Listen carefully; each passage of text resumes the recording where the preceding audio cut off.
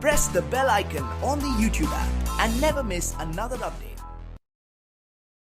अस्सलामुअलैकुम, welcome to my channel technically में। चलिए शुरू करते हैं।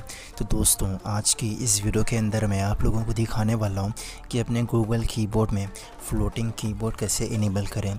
तो जैसा कि स्क्रीन पर आप देख सकते हैं, आपको कुछ इस तरह का कीबोर्ड मिल जाता है। तो फ्लोटिंग कीबोर्ड को इनेबल करने के लिए कीबोर्ड पे ऊपर की तरफ 3 डॉट्स पर टैप करना है।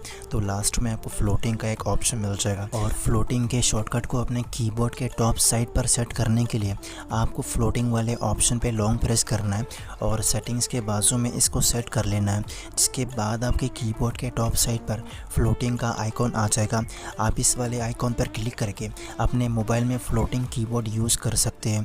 तो दोस्तों, जैसा कि स्क्रीन पर आप देख सकते हैं, फ्लोटिंग कीबोर्ड इनेबल हो चुका है। आप इसको स्क्रीन पर कहीं पर भी सेट कर सकते हैं और इस कीबोर्ड को रिसाइज भी कर सकते हैं। तो आप लोगों को दिखाने के लिए मैं कुछ टाइपिंग करके दिखा देता हूँ। अगर आप अपने मोबाइल में फ्लोटिंग कीबोर्ड को डिसेबल करना चाहते हैं तो आपको सिंपली फ्लोटिंग वाले आइकॉन पर दोबारा से क्लिक करना है। जैसा ही क्लिक करेंगे तो आपको नॉर्मल कीबोर्ड देखने को मिल जाएगा। तो इसी तरह आप भी अपने मोबाइल में फ्लोटिंग कीबोर्ड को इनेबल और डिसेबल कर सकते हैं।